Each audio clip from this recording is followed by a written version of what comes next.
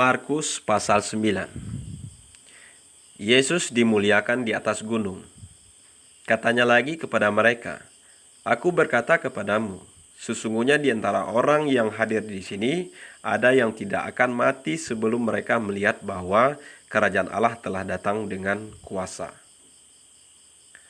6 hari kemudian Yesus membawa Petrus, Yakobus, dan Yohanes, dan bersama-sama dengan mereka ia naik ke sebuah gunung yang tinggi. Di situ mereka sendirian saja, lalu Yesus berubah rupa di depan mata mereka.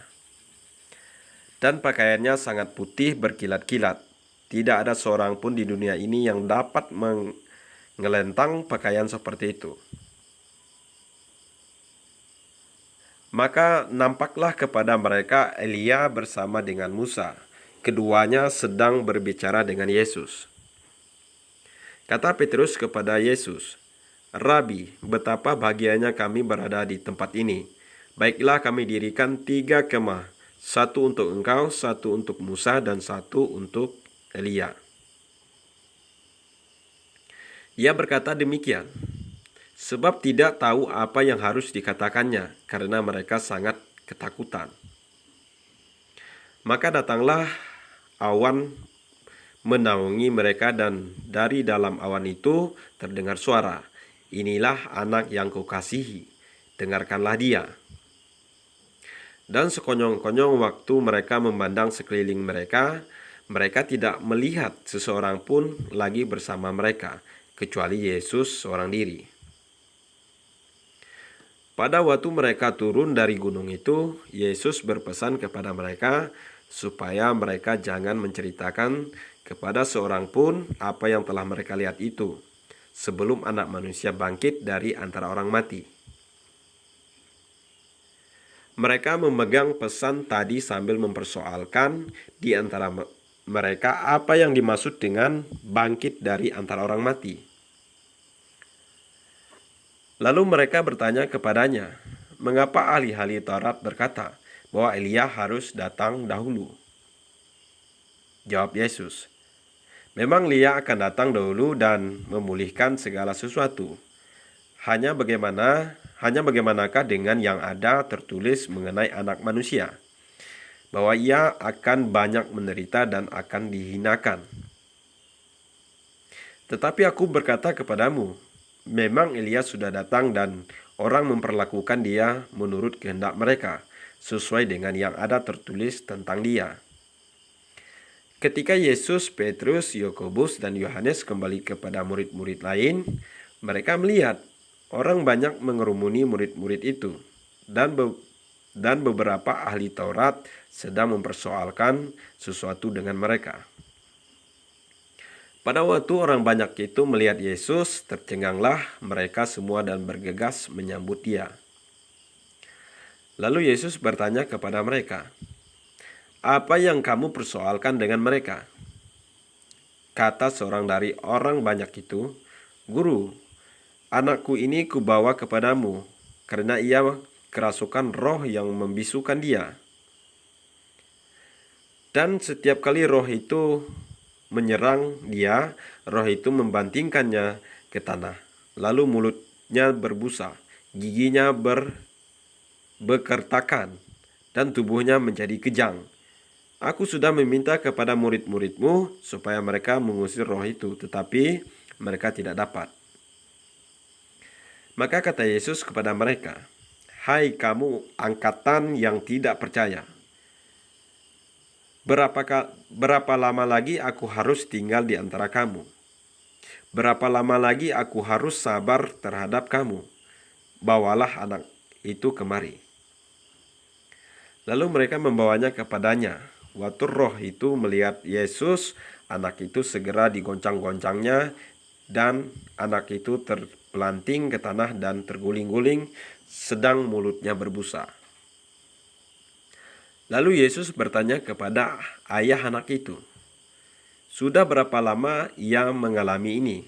Jawabnya, "Sejak masih kecil. Dan seringkali roh itu menyeretnya ke dalam api ataupun ke dalam air untuk membinasakannya. Sebab itu jika engkau dapat berbuat sesuatu, tolonglah kami dan kasihanilah kami. Jawab Yesus, katamu, jika engkau dapat, tidak ada yang mustahil bagi orang yang percaya.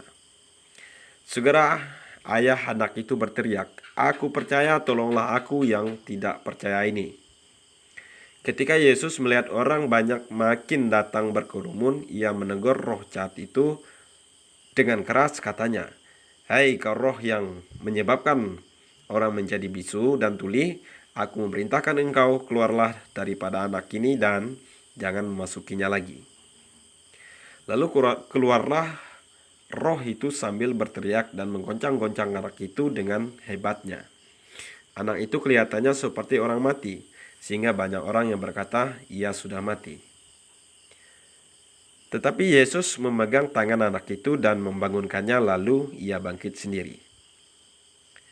Ketika Yesus sudah di rumah dan murid-muridnya sendirian dengan dia, bertanyalah mereka, mengapa kami tidak dapat mengusir roh itu? Jawabnya kepada mereka, jenis ini tidak dapat diusir kecuali dengan berdoa. Yesus dan murid-muridnya berangkat dari situ dan melewati Galilea, dan Yesus tidak mau hal itu diketahui orang. Sebab ia sedang mengajar murid-muridnya, ia berkata kepada mereka, anak manusia akan diserahkan ke dalam tangan manusia, dan mereka akan membunuh dia, dan 3 hari sesudah ia dibunuh, ia akan bangkit. Mereka tidak mengerti perkataan itu, namun segan menanyakannya kepadanya. Kemudian tibalah Yesus dan murid-muridnya di Kapernaum. Ketika Yesus sudah di rumah, ia bertanya kepada murid-muridnya, apa yang kamu perbincangkan tadi di tengah jalan? Tetapi mereka diam, sebab di tengah jalan tadi mereka mempertengkarkan siapa yang terbesar di antara mereka. Lalu Yesus duduk dan memanggil ke-12 murid itu. Katanya kepada mereka, jika seorang ingin menjadi yang terdahulu, hendaklah ia menjadi yang terakhir dari semua dan pelayan dari semuanya. Maka Yesus mengambil seorang anak kecil dan menempatkannya di tengah-tengah mereka. Kemudian ia memeluk anak itu dan berkata kepada mereka, barang siapa menyambut seseorang anak seperti ini dalam namaku, ia menyambut aku, dan barang siapa menyambut aku, bukan aku yang disambutnya, tetapi dia yang mengutus aku. Kata Yohanes kepada Yesus, Guru, kami lihat seorang yang bukan pengikut kita mengusir setan demi namamu, lalu kami cegah orang itu karena ia bukan pengikut kita. Tetapi kata Yesus, jangan kamu cegah dia, sebab tidak seorang pun yang telah mengadakan mukjizat demi namaku dapat seketika itu juga mengumpat aku. Barang siapa tidak melawan kita, ia ada di pihak kita. Aku berkata kepadamu, sesungguhnya barang siapa memberi kamu minum secangkir air oleh karena kamu adalah pengikut Kristus, ia tidak akan kehilangan upahnya.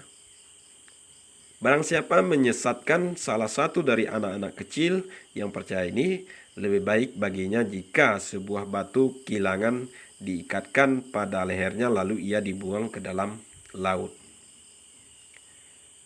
Dan jika tanganmu menyesatkan engkau, penggallah, karena lebih baik engkau masuk ke dalam hidup dengan tangan kudung daripada dengan utuh kedua tanganmu dibuang ke dalam neraka, ke dalam api yang tak terpadamkan. Di tempat itu ulatnya tidak akan mati dan apinya tidak akan padam. Dan jika kakimu menyesatkan engkau, penggallah, karena lebih baik engkau masuk ke dalam hidup dengan timpang daripada dengan utuh kedua kakimu dicampakkan ke dalam neraka. Di tempat itu ulatnya tidak akan mati dan apinya tidak akan padam.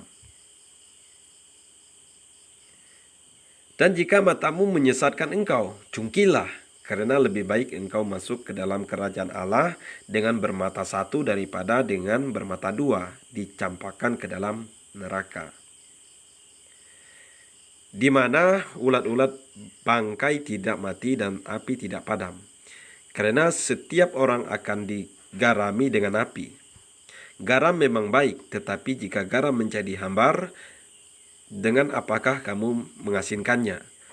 Hendaklah kamu selalu mempunyai garam dalam dirimu dan selalu hidup berdamai yang seorang dengan orang lain.